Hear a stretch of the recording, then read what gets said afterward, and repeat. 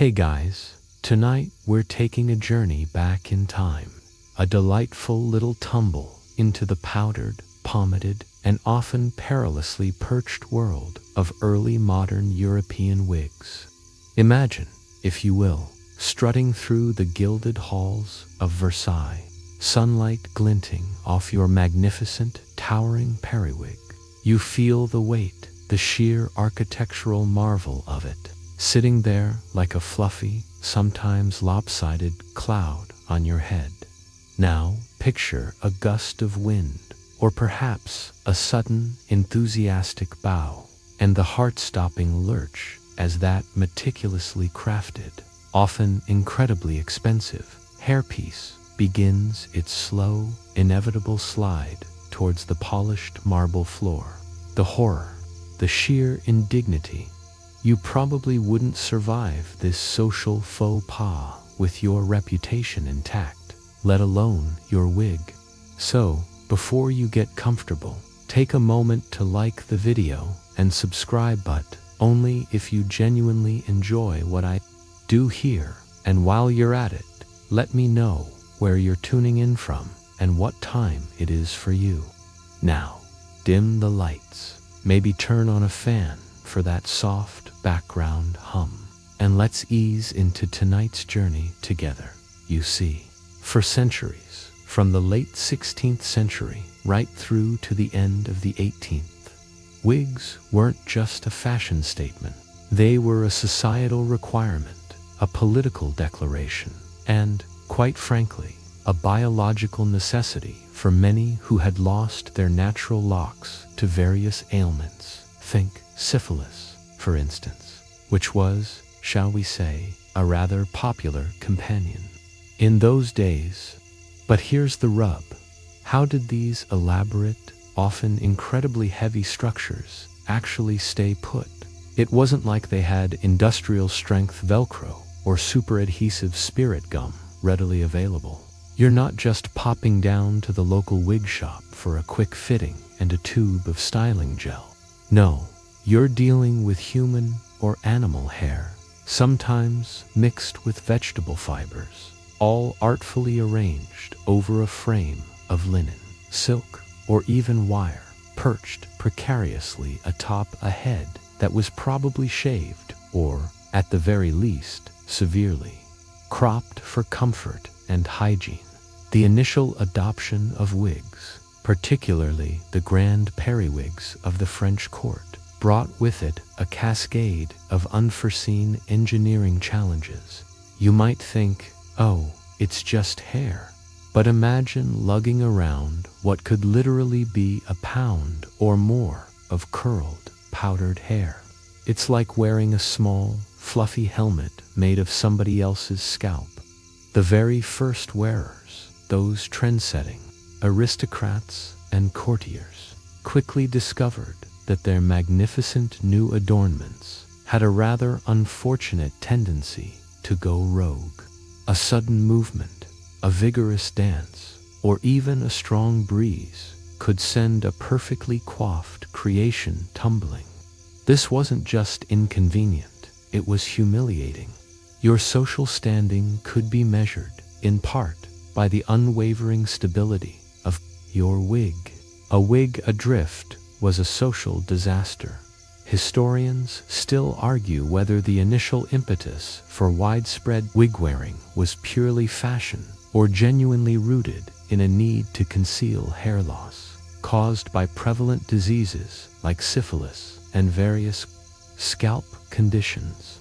Whatever the origin, once the trend took hold, practicality quickly clashed with aesthetics. Early wigs, often bulky and less refined than their later counterparts, lacked sophisticated anchoring mechanisms. You're essentially trying to balance a small bush on your head.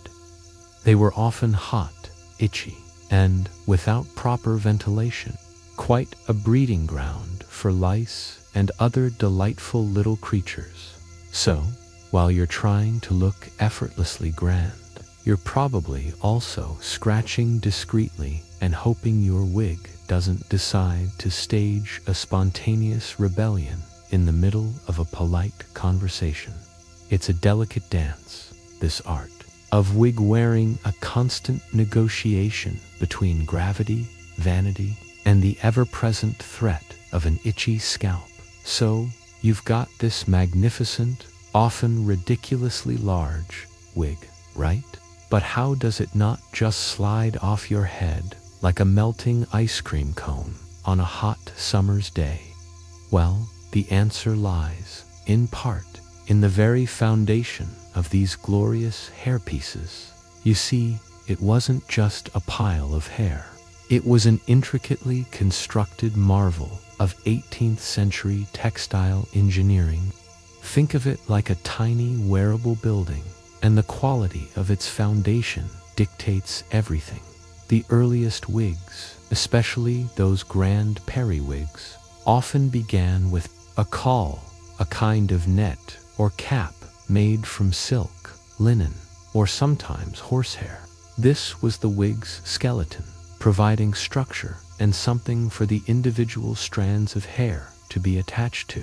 Imagine trying to knit a sweater without needles. That's essentially what it would be like trying to build a wig without a proper caul. The hair, whether human, horse, goat, or even yak, yes, yak. It was surprisingly popular for its texture and durability, though I imagine the smell might have been distinct, was then meticulously hand-tied or sewn onto this mesh. The density of the hair, the tightness of the weave, and the overall shape were all critical. A loosely constructed wig, for all its beauty, was a wobbly disaster waiting to happen. Now, for those truly monumental wigs, especially the more architectural styles like the French pouf or the English macaroni styles, the caul itself wasn't enough. They often incorporated wireframes or even whalebone supports to maintain their colossal shapes. You're not just wearing hair, you're wearing a miniature sculpture. Imagine the weight. It's like having a small, fashionable birdcage on your head. These internal structures weren't just for shape. They also provided rigidity, making the wig less prone to collapsing under its own weight or shifting unexpectedly.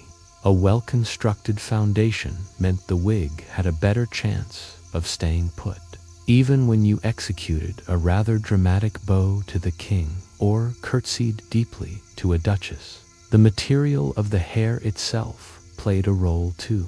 Human hair, while prized for its natural look and feel, could be quite slippery if not properly prepared.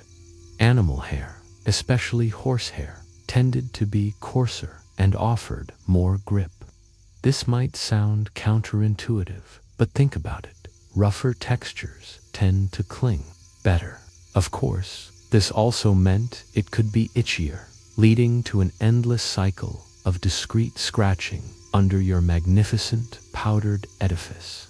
A little-known fact is that some wig makers would even subtly incorporate animal dander into the wig's base to help it grip the scalp, a practice that, while effective, probably didn't do wonders for allergen sufferers. Just imagine the sneezes at a fancy ball. Historians still argue whether the choice of specific animal hair over human hair was primarily due to cost, availability, or genuine technical advantages in terms of hold and styling.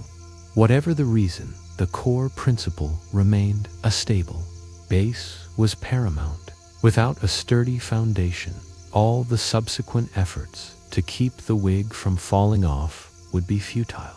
You could glue it, pin it, tie it, but if the very structure was flimsy, you were fighting a losing battle against gravity and social embarrassment. It was the wig maker's first and most critical test. Could they create a structure strong enough to withstand the rigors of 18th century aristocratic life, all while looking effortlessly opulent? The answer, as you can imagine, varied wildly from wig to wig and from wig maker to wig maker. So, you've got your wig, beautifully constructed with its sturdy caul and perhaps even some clever internal wiring.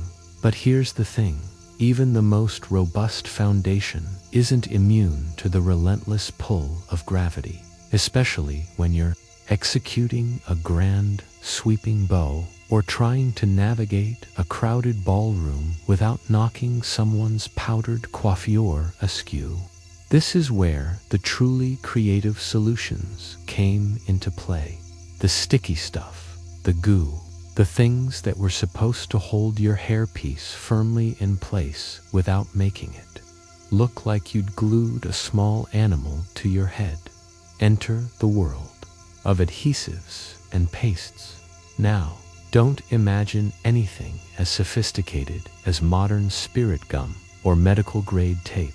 You're thinking more along the lines of, well, whatever they could concoct in an apothecary's shop that seemed remotely sticky. One popular method involved various forms of pomade, which was essentially a heavily scented ointment made from animal fats like bear grease or beef marrow, mixed with beeswax or gum arabic. This wasn't just for styling the wig's hair. It was also applied to the wearer's scalp or natural hair if they had any left, to create a tacky surface that the wig could grip onto. Imagine greasing up your head like a frying pan, then trying to stick a giant hairball to it. Sounds delightful, right? Beyond pomades, there were more direct and often more desperate attempts at adhesion. Resins extracted from trees like frankincense or myrrh were sometimes powdered and mixed with oils to create a sticky paste. These often had the added benefit of being fragrant, which was a welcome bonus in an era not exactly known for its refreshing personal hygiene. You might also find concoctions involving egg whites, a surprisingly effective, albeit temporary, adhesive that would dry hard and create a kind of natural shellac.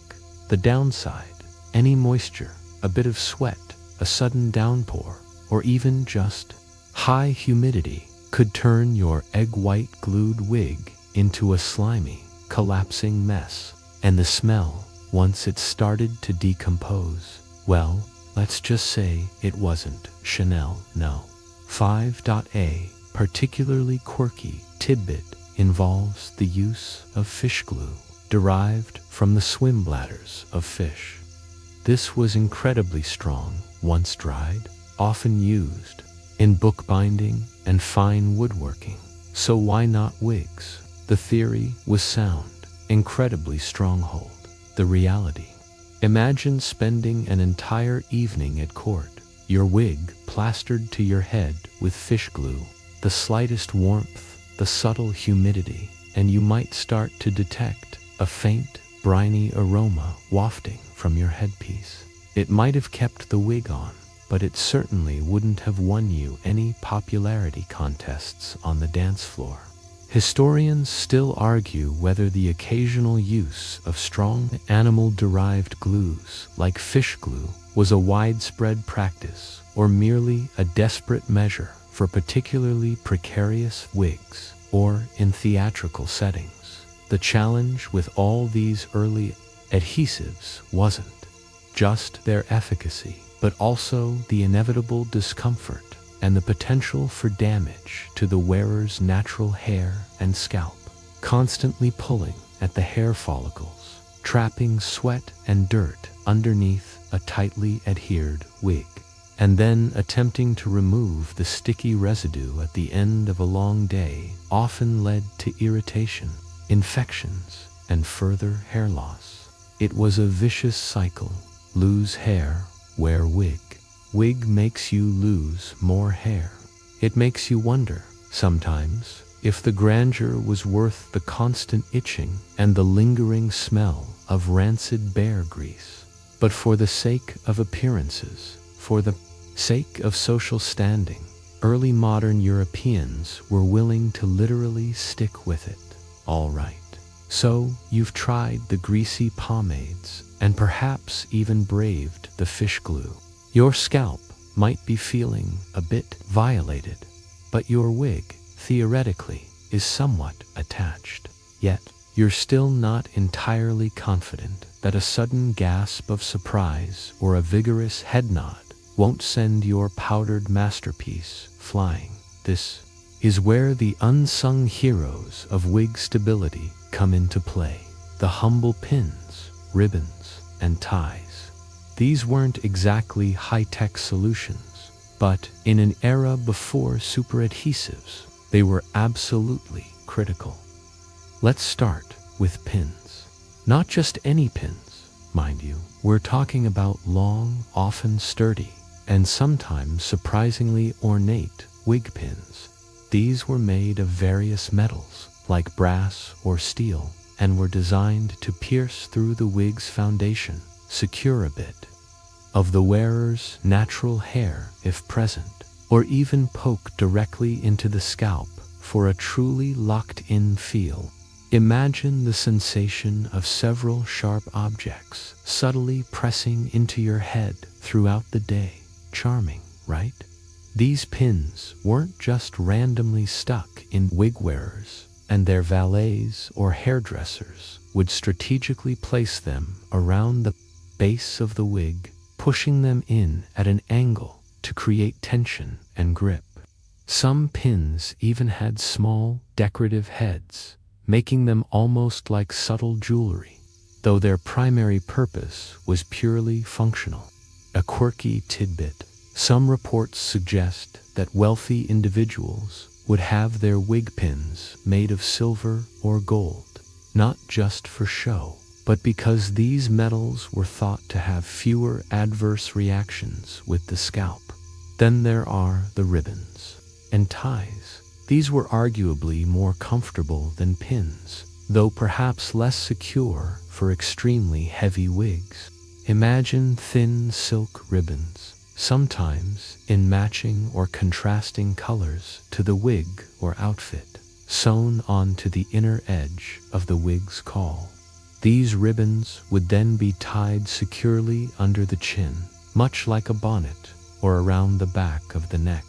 This was particularly common for less formal wigs or for women's styles, providing a simple yet effective anchor. For men, especially those wearing the grand periwigs, a more elaborate system might involve hidden ties that connected to undergarments, or even loops that secured around the ears, much like modern eyeglass frames. The goal was to distribute the weight and provide multiple points of contact, preventing that dreaded forward or backward slide. Sometimes, for added security, a wig might incorporate internal drawstrings within its foundation. These could be tightened once the wig was in place, cinching the base of the wig more snugly around the wearer's head. Think of it like a drawstring on a pair of sweatpants, but for your skull. This method was particularly useful for custom-fitted wigs, allowing for minor adjustments in tension throughout the day, or as the wearer's head size subtly changed due to temperature or swelling. Yes, that was a real concern with these heavy, hot hairpieces. Historians still argue whether the choice between pins and ties was purely a matter of fashion and wig style, or if it also reflected a practical consideration of the wearer's daily activities and need for secure movement. A soldier, for example, would likely prioritize a more robust pinning system over delicate ribbons.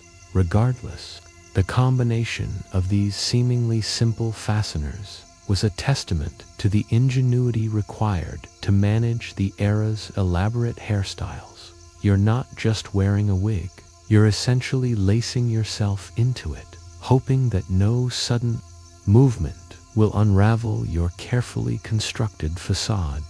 So, you've got the wig itself. the sticky stuff, and a generous array of pins and ribbons. You're feeling pretty secure.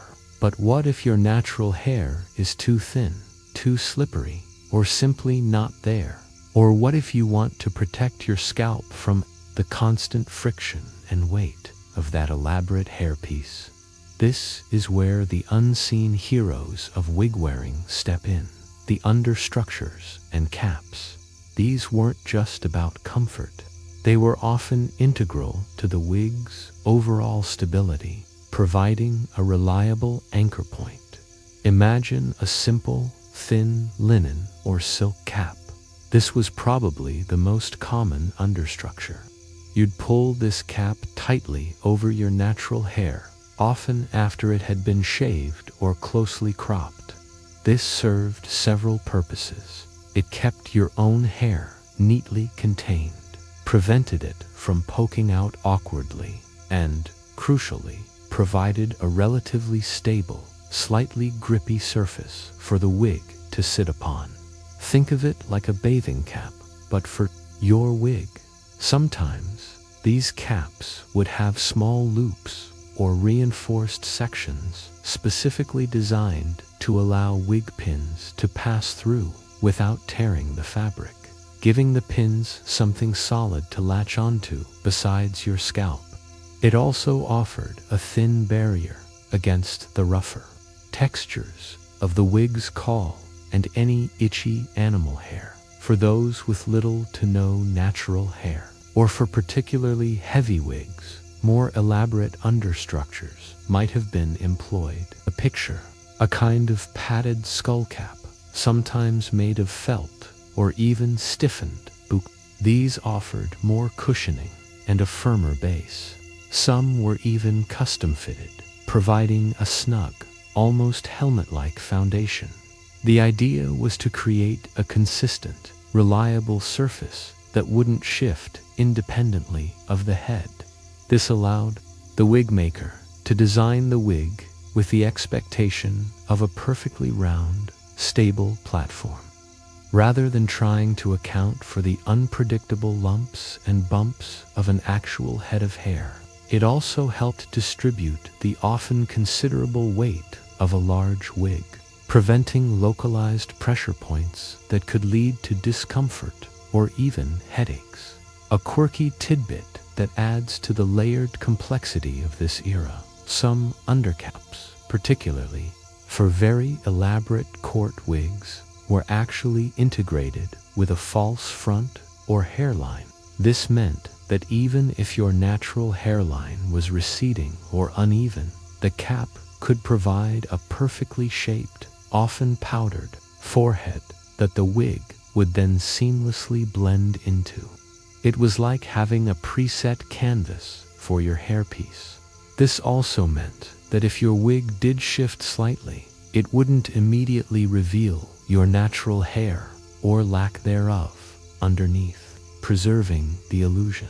Historians still argue whether the primary motivation for wearing these undercaps was hygiene, comfort, or strictly structural support for the wig.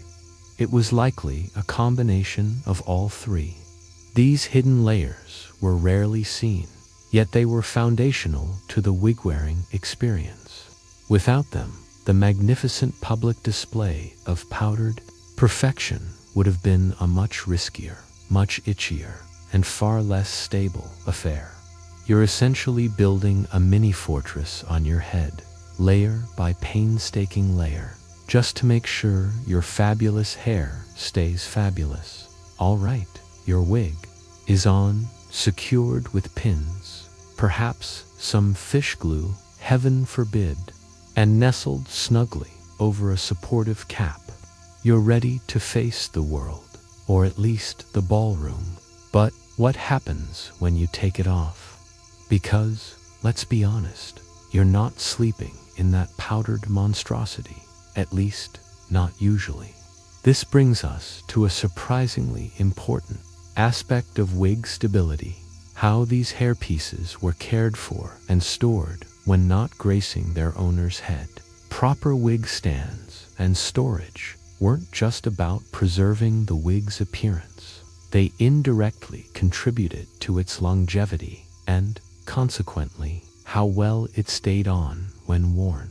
Imagine a specialized piece of furniture, often resembling a carved wooden head or a simple pillar with a rounded top. This was a wig stand, and it was absolutely essential. When you carefully removed your wig at the end of the day, you didn't just toss it on a chair or shove it in a drawer. No, that would ruin its meticulously styled curls, flatten its delicate poof, and generally condemn it to a short, saggy life. Instead, the wig was placed gently onto its stand. This maintained its shape, allowing the air to circulate and any lingering dampness from sweat, pomade, or even a sudden sprinkle of rain to dry out. A wig that consistently lost its shape due to poor storage would become difficult to wear, prone to slipping, and just generally a nuisance to keep stable. Beyond the stand itself, the environment where the wig was stored was crucial. Wig storage, rooms, or even dedicated cabinets were common in wealthier households. These spaces were often dry, well ventilated, and kept away from direct sunlight, which could fade the powder or damage the hair fibers. Sometimes, these cabinets would even contain small sachets of dried herbs or perfumed powders, not just for fragrance, but also to deter insects like moths, which found natural hair and animal-based adhesives absolutely delicious.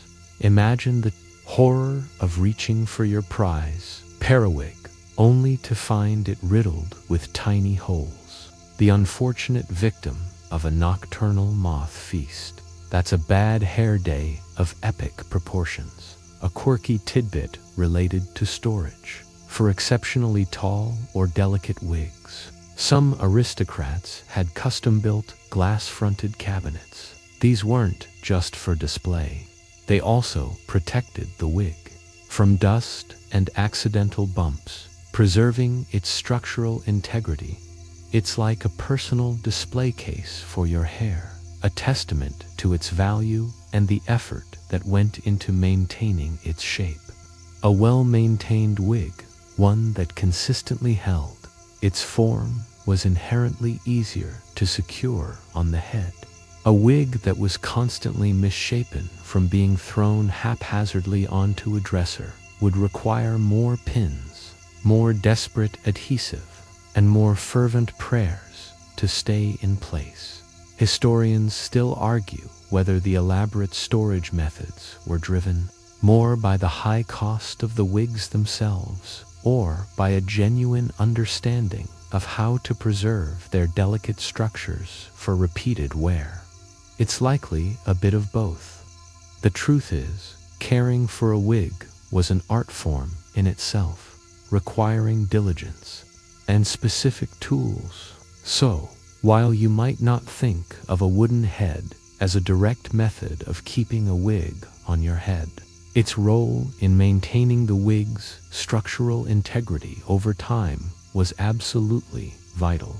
It ensured that when you did put it on, it fit as intended, providing a stable platform for all those glamorous, precarious curls. You've got the wig, the glue, the pins, the undercap, and even a fancy storage solution. But let's be real, why did people even bother with all this fuss? It wasn't just about covering up a bad hair day or a receding hairline. The sheer effort involved in securing these monumental hairpieces points to a deeper truth. Social status and style were inextricably linked to wig size and intricacy, and by extension, to the methods used to keep them from falling off. In the early modern period, especially from the mid-17th century through the 18th century, your wig was practically a billboard for your wealth, power, and adherence to courtly fashion. The bigger, the whiter, the more elaborately curled and powdered, the higher you're standing. Think of King Louis XIV of France, the ultimate trendsetter, whose early adoption of the full-bottomed periwig for reasons of vanity. He started losing his hair young, quickly made it mandatory for any self-respecting gentleman. A wig that kept its perfect form, defying gravity and the jostle of court life. Subtly signaled your affluence. You could afford a top-tier wig maker, high-quality materials, and the attendance necessary to ensure its flawless presentation. The sheer size of some of these wigs directly impacted the need for robust securing methods. Imagine the hedgehog style of the late 18th century, or the colossal poof popularized by Marie Antoinette, often adorned with elaborate scenes, miniature ships, or even baskets of fruit. These weren't just hair, they were architectural statements. The more hair, the more ornamentation, the heavier the wig. And the heavier the wig, the more critical it became to employ every trick in the book: the pins, the ties, the firm undercaps, the sticky concoctions to prevent a catastrophic collapse. A perfectly stable, towering wig showed you were not only rich enough to afford it, but also had the resources and perhaps the pain tolerance to keep it immaculately in place. Conversely, a wig that constantly slipped, tilted, or, heaven forbid, fell off in public was a source of immense social embarrassment. It indicated a lack of care, a cheaper wig, or simply an inability to maintain the rigid standards of court etiquette. It's like showing up to a black tie gala with your trousers around your ankles. You just don't do it. The pressure to maintain wig decorum was immense, driving the innovation and adoption of various securing techniques. A quirky tidbit that underlines this social pressure for some of the grandest wigs, especially those worn by high-ranking judges or state officials. There were even whispers of subtle, weighted internal structures, not to add height, but to provide a low center of gravity, making the wig less prone to toppling. It's like the little lead weights you find in the base of a fancy desk ornament, but for your hair. Historians still argue whether such hidden weights were a common practice, or more of an urban legend passed down through wig-making guilds. But the very idea illustrates the lengths to which people would go for stability. So, while we might chuckle at the absurdity of these fashion choices from our modern vantage point, for the early modern European, the security of their wig wasn't just about comfort. It was about reputation, power, and navigating a society where appearances were everything. Your wig literally held your status aloft. So far, we've mostly talked about the general challenges of keeping a wig on in a world obsessed with them. But what about those whose daily grind put extra demands on their powdered perukes? This brings us to occupational wig needs. For parade ground appearances or formal occasions, they might wear their grandest wigs, meticulously secured with every available pin and tie, perhaps even reinforced stitching on the undercap. But on campaign, or during actual combat, practicality usually won out. Wigs would be cut shorter, tied back simply, or even replaced by simpler, natural hair arrangements. However, for those still sporting wigs, the need for robust security was paramount. Imagine trying to give orders or wield a sword while your carefully powdered hairpiece slid precariously down your face. Some military wigs incorporated stronger, broader ties that went beneath the chin and fastened to a soldier's uniform collar. essentially anchoring the wig to their body, not just their head. This provided a far greater degree of stability during movement, marching, or even riding a horse. Then there were the legal and judicial professions. Judges, barristers, and other legal figures wore very distinctive wigs, often full-bottomed, and made of horsehair, designed to convey gravitas and tradition. These wigs were incredibly heavy and were worn for long hours, often in stuffy courtrooms. The challenge here wasn't dynamic movement, but sustained, static security. These wigs often relied heavily on tightly fitted undercaps, often made of stiff linen or even leather, which could be tightly laced or buckled under the chin for a truly secure fit. The idea was to create a firm, unyielding base that wouldn't shift even during hours of intense legal debate. A wig falling off in court would not only be mortifying for the individual, but could be seen as undermining the solemnity of the proceedings. A quirky tidbit that highlights the extremes of occupational wigging for stage performers and actors, whose movements were often exaggerated and dramatic. The methods of securing wigs were even more aggressive. They might use stronger glues, more numerous pins, and even elasticized bands hidden within the wig to ensure it stayed put through leaps, dances, and passionate declarations. There are anecdotes of actors resorting to extreme measures, like applying heated resin directly to their shaved scalps for maximum adhesion, a practice that sounds incredibly painful and certainly not conducive to long-term hair health. Historians still argue whether the more extreme theatrical wig-securing methods bled into everyday wear for particularly active individuals, or if they remained largely confined to the stage due to their inherent discomfort. Ultimately, the demands of various professions forced wig wearers and wig makers to adapt. It wasn't just about fashion, it was about function.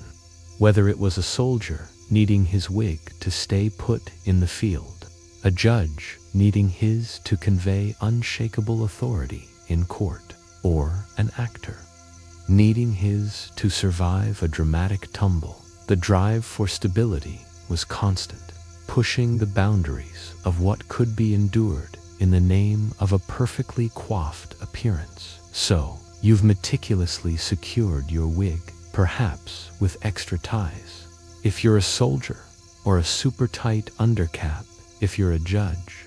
You feel invincible, ready for anything. But what about the elements? The early modern world wasn't exactly known for its climate-controlled environments.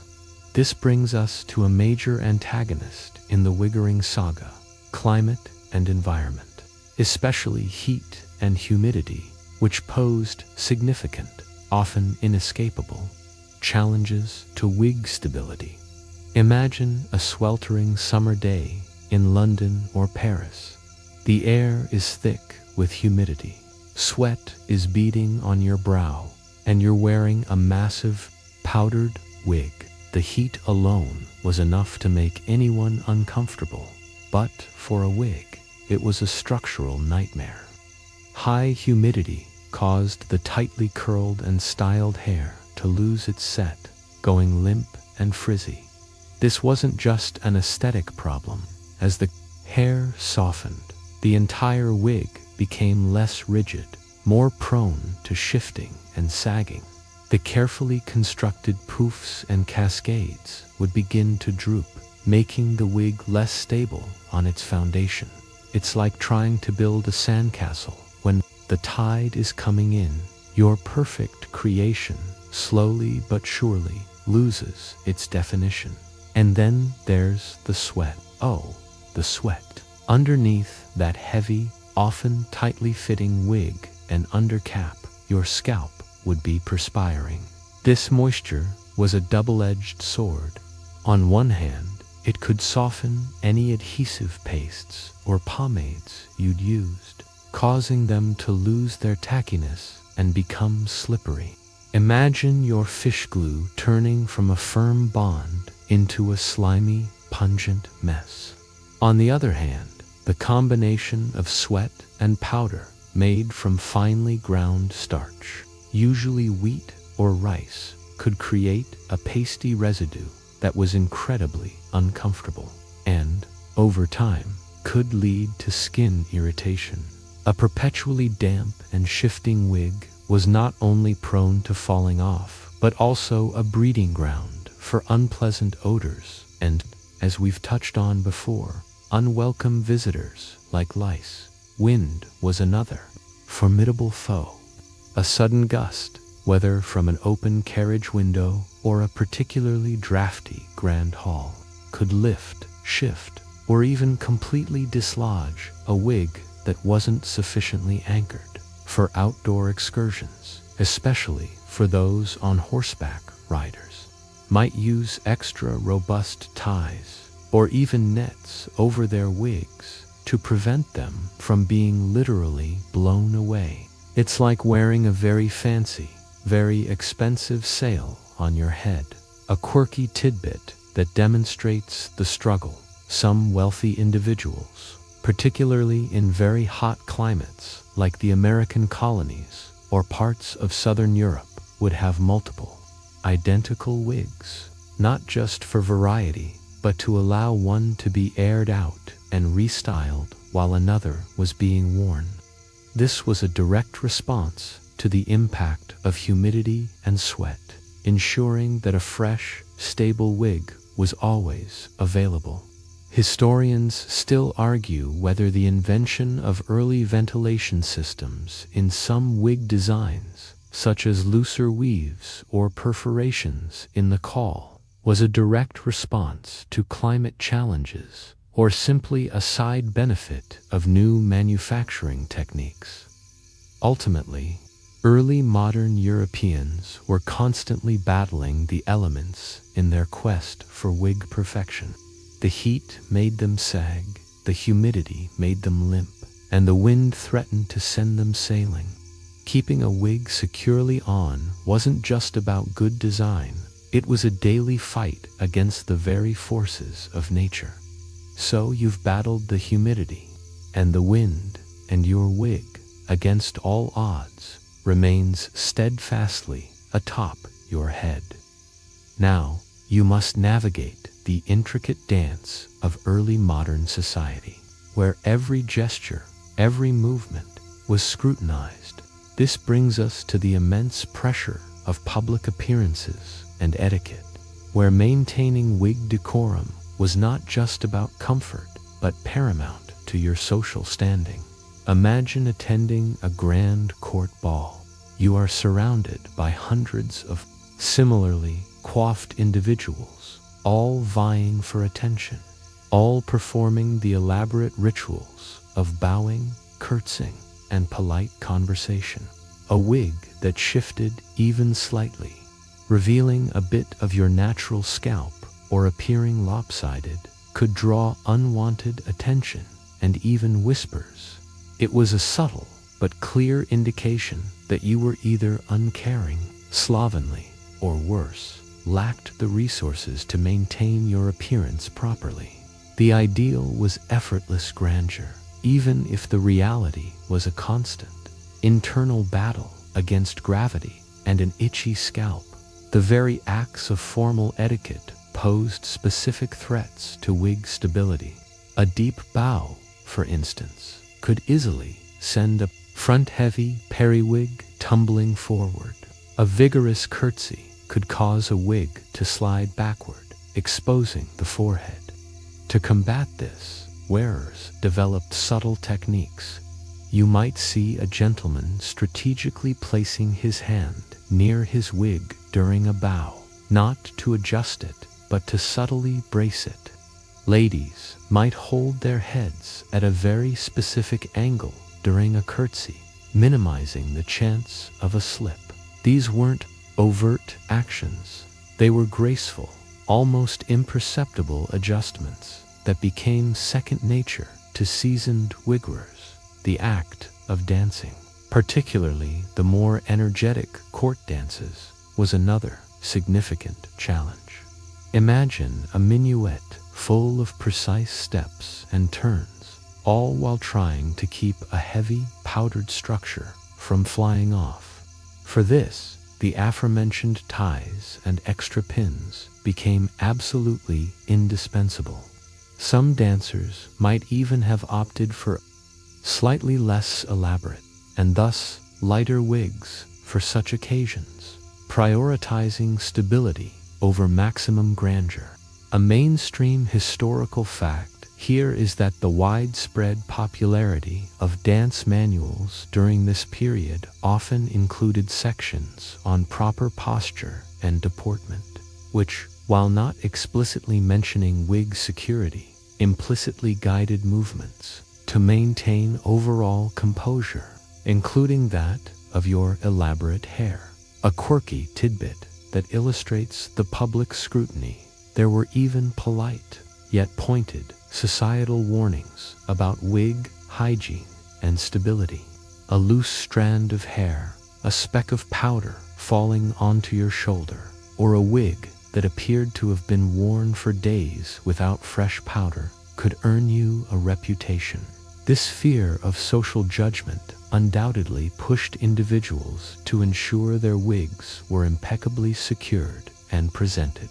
Historians still argue whether the exaggerated styles of the late 18th century, such as the towering poufs, were in part a rebellious statement against the rigid decorum that dictated such meticulous maintenance, or simply the natural progression of fashion pushed to its absurd limits. So, for the early modern European, keeping a wig on was far more than a personal convenience. It was a public performance, a constant act of maintaining an illusion of effortless perfection in a world that judged every detail. Your wig wasn't just on your head, it was on display, a silent testament to your adherence to the unwritten yet strictly enforced rules of polite society. You've mastered the subtle head tilt for bowing and the strategic hand brace for dancing. Your wig, a testament to your social grace, remains firmly in place. But despite all precautions, sometimes gravity and unforeseen circumstances conspire against even the most diligently secured hairpiece. This brings us to the inevitable and often hilarious topic of accidents and mishaps, those embarrassing moments when wigs went rogue. Picture this. You're at a grand dinner party, engaged in lively conversation, perhaps gesturing expansively. Suddenly, your hand catches the edge of your meticulously styled periwig, and with a horrifying lurch, it begins its slow, inevitable descent. Or perhaps you're descending a grand staircase, miss a step, stumble, and as you regain your balance, your towering pouf makes a graceful aerial exit from your head, landing with a soft thud at the feet of an aghast duchess. These weren't just minor inconveniences, they were sources of immense public humiliation. Imagine trying to retrieve your wig with as much dignity as possible, all while stifling a blush and pretending it was all part of an elaborate new parlor trick. One of the most common mishaps involved the dreaded wig slip. This wasn't a full-blown fall, but rather a subtle tilt or slide that would reveal the wearer's shaved scalp or undercap. It was the equivalent of realizing your fly is down in the middle of a job interview. Mortifying, but not catastrophic. Yet, it required an immediate, discreet adjustment, often performed with a quick, seemingly casual scratch of the head or a sudden rearrangement of one's posture. These small slips were often a result of insufficient pins, a poorly fitted undercap, or simply the accumulated effect of sweat and movement loosening the wig's grip. A mainstream historical fact: King Louis XIV, the very monarch who popularized the periwig, was himself known to have experienced wig mishaps. There are accounts of his wigs, often incredibly heavy and elaborate, slipping or becoming dislodged during particularly strenuous activities or even during state ceremonies. His personal valets and wig dressers were on constant standby, ready to spring into action and discreetly resecure the royal hairpiece before anyone of importance noticed a quirky tidbit that adds to the visual comedy. Some satirical cartoons and caricatures from the 18th century often depicted wigs flying off heads during arguments, fights, or even romantic pursuits, highlighting the public's awareness and amusement at these common misfortunes. These exaggerated portrayals cemented the image of the precarious wig in popular culture. Historians still argue whether the frequent depiction of wig mishaps in popular art was an accurate reflection of daily occurrences or simply a comedic exaggeration used to lampoon the perceived vanity of the era. Beyond the immediate embarrassment, these accidents sometimes had practical consequences. A wig falling into a candle flame, for instance, could not only ruin the expensive hairpiece, but also pose a fire hazard in a time when courtly halls were lit by hundreds of open flames. Imagine your hair catching fire. So, while we might find these anecdotes amusing now, for the early modern European, a wig mishap was a serious breach of decorum, a potential danger, and a stark reminder of the constant battle against gravity and social judgment. You've survived the rogue wig incident, perhaps even managed a quick, discreet recovery before anyone important noticed. These embarrassing mishaps, alongside the constant battle with heat, humidity, and simple gravity, inevitably spurred ingenuity. The sheer impracticality of routinely losing one's expensive, status symbol hairpiece led to a series of innovations and improvements in wig making and wig wearing. Technology over time. One significant advancement came in the refinement of the caul, the underlying net structure. Early cauls could be stiff and uncomfortable, but wig makers began experimenting with finer, more flexible meshes, often woven from silk thread. This not only made the wig lighter and more comfortable, but also allowed for a more precise, snug fit against the wearer's head. A better fitting base meant less reliance on external adhesives or a multitude of pins. Think of it like modern athletic wear versus a stiff, old woolen sweater. Comfort directly impacts how well it stays on and moves with you. Another crucial innovation was the development of spring-loaded mechanisms for certain wig styles, particularly towards the later part of the 18th century. These weren't actual metal springs you might find in a watch, but rather cleverly designed internal frames made of lightweight, flexible materials like whalebone or even resilient cane, which could expand slightly to grip the head. Imagine a very gentle internal clamp, ensuring a firm but not uncomfortable hold. This reduced the need for external ties or excessive pinning, allowing for greater freedom of movement and less discomfort. It was a subtle engineering marvel hidden within the fluffy confines of the wig. The very materials used for the hair itself also saw improvements. As wig making became a more established craft, Processes for treating and curling both human and animal hair became more sophisticated. Wigs were able to hold their shape better, even in humid conditions, which indirectly contributed to their stability on the head. If the hair itself maintained its structure, the entire wig was less likely to sag or deform, and thus less likely to slip. This also led to a gradual decrease in the reliance on heavily greased pomades, which, while sticky, also added weight and could make the wig more prone to slipping if they melted. A mainstream historical fact: the late 18th century saw the widespread adoption of lighter, often smaller wigs and hairpieces, moving away from the colossal periwigs of previous eras. This shift in fashion itself was a major innovation in stability, as a lighter wig is inherently easier to keep on.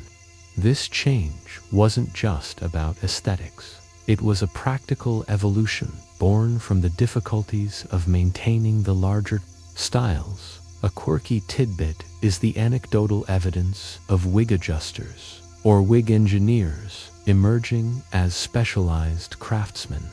These individuals didn't just make wigs, they focused on perfecting the fit and security, sometimes even traveling with their aristocratic clients to offer on-spot adjustments.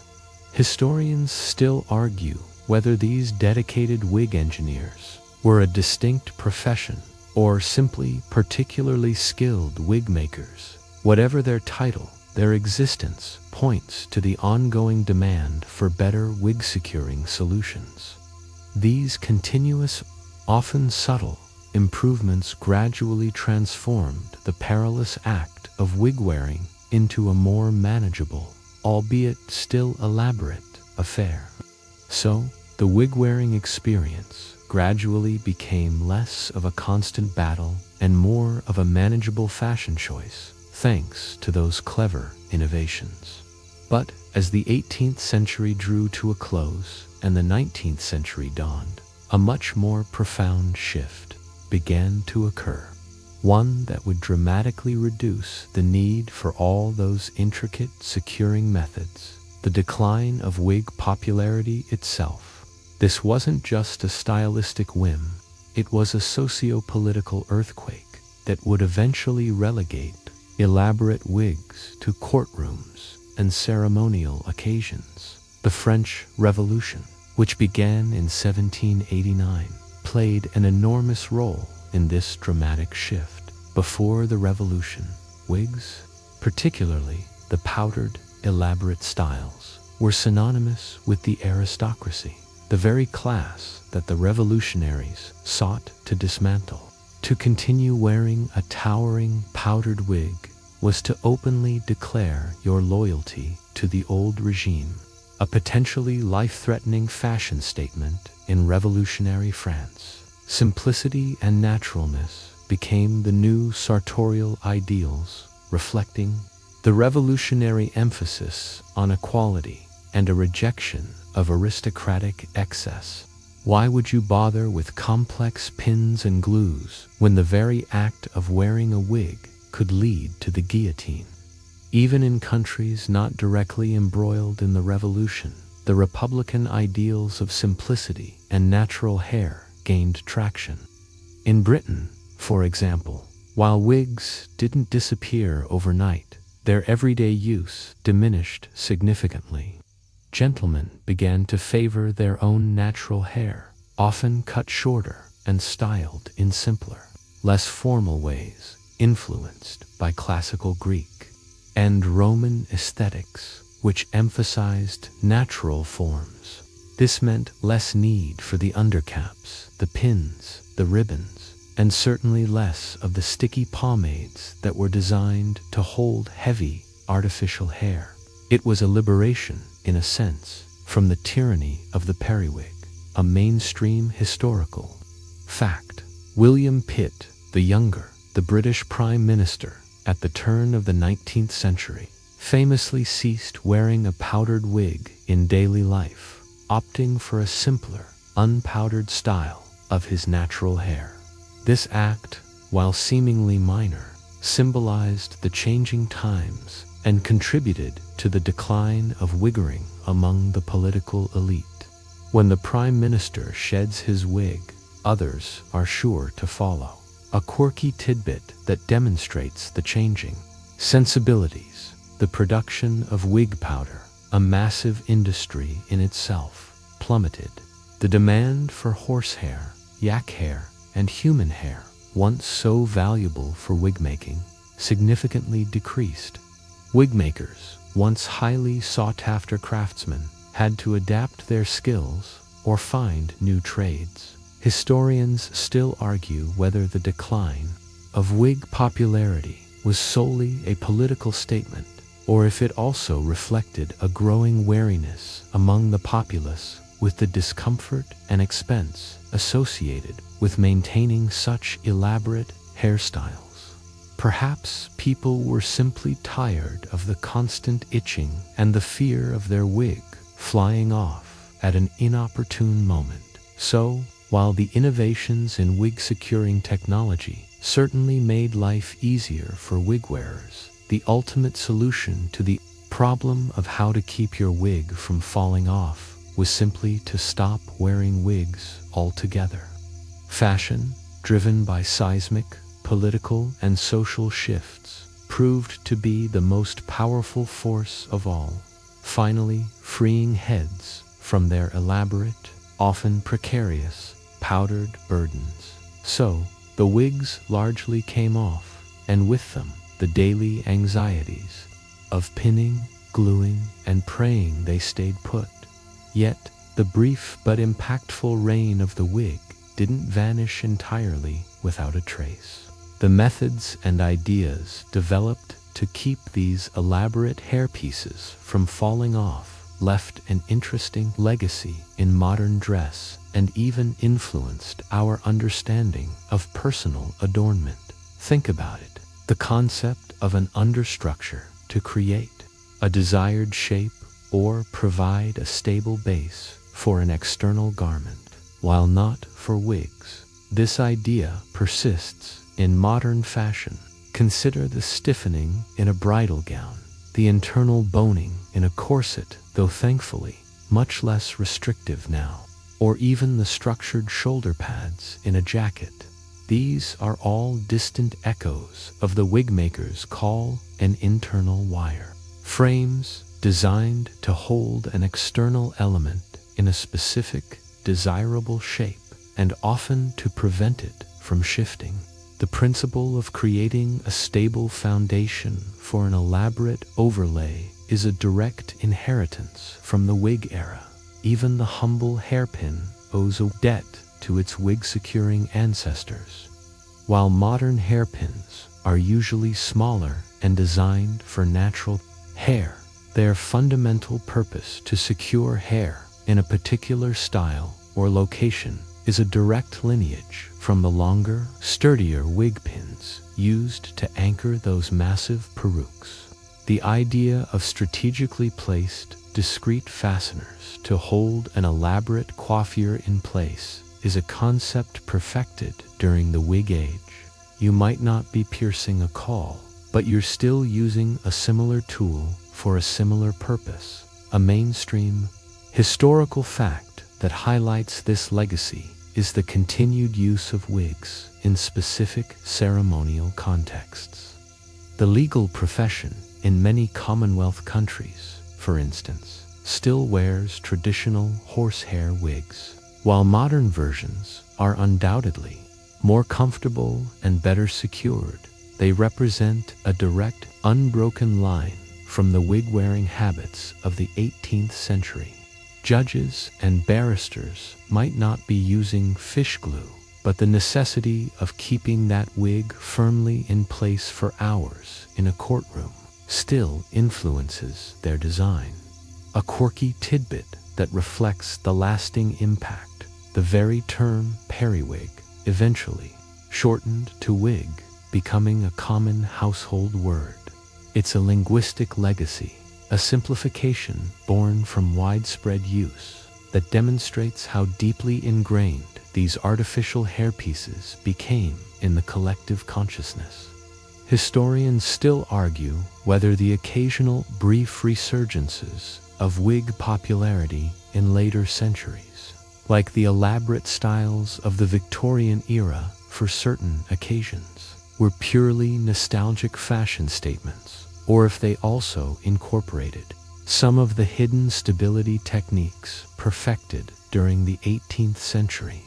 So, while you no longer need to worry about a sudden gust of wind exposing your shaved head in the middle of a polite conversation, the ingenuity, the discomfort, and the sheer creativity involved in keeping those early modern European wigs from falling off didn't just disappear.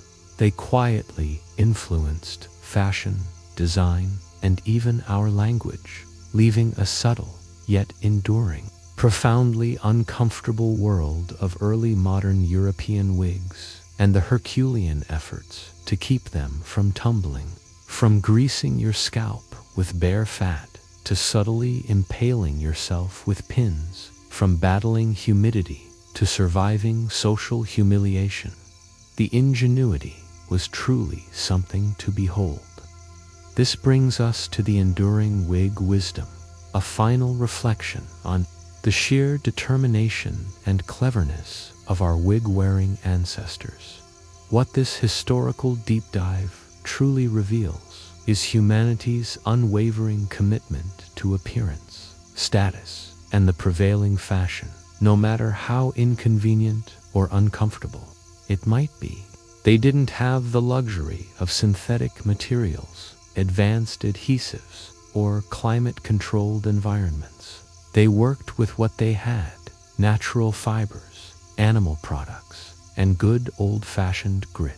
The solutions they devised, from intricate netting to strategic pinning and even the desperate use of rudimentary glues, were a testament to their resourcefulness. They understood the physics of weight distribution, the mechanics of friction, and the social imperative of maintaining a flawless facade. Think about the patience of the wig makers. Delicate call, knowing that the ultimate success of their creation rested on its ability to stay put. And consider the resilience of the wearers, enduring hours of heat, itchiness, and the constant underlying fear of a public wig malfunction.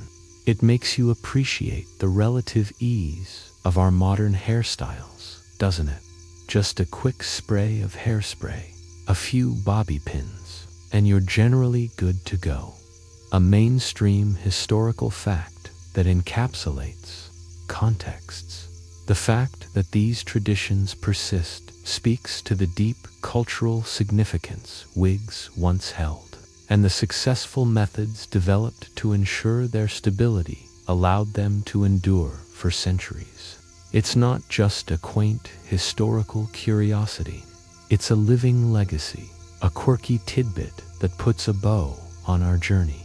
Even today, professional wig makers and theatrical designers still study and adapt these historical methods, finding inspiration in the ingenuity of the past. They might use modern materials, but the underlying principles of structure, support, and secure attachment often harken back to the same challenges faced by wiggerers centuries ago. Historians still argue whether the physical discomfort endured by wig wearers ultimately contributed to the decline of wig fashion alongside political shifts. Tonight, perhaps you'll have a newfound appreciation for your own comfortably unadorned head. The next time you see a portrait from the 18th century was fought daily to keep it perfectly poised. It was a quieter kind of courage, certainly, but courage nonetheless. And now, as the gentle hum of the fan fills the room and the last lingering images of powdered perukes begin to fade from your mind's eye, let your thoughts settle. Allow the soft murmur of the past to to lull you into a peaceful slumber. The pressures of court, the fear of a rogue wig, the endless itching, they all belong to another time, another place. Here, in the quiet of your room, you are safe, secure, and wonderfully comfortable.